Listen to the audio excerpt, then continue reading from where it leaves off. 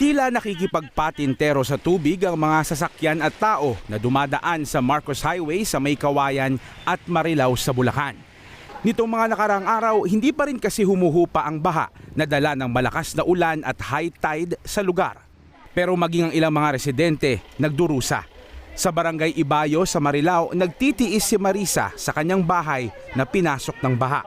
Ngayon ko lang na-experience tumira dito. Hindi ko akalain na ganito kabaha. Sa tala ng Provincial Disaster Risk Reduction and Management Council ng Bulacan, 7 barangay sa May Kawayan, 1 barangay sa Obando at 5 barangay sa Marilao ang apektado ng baha.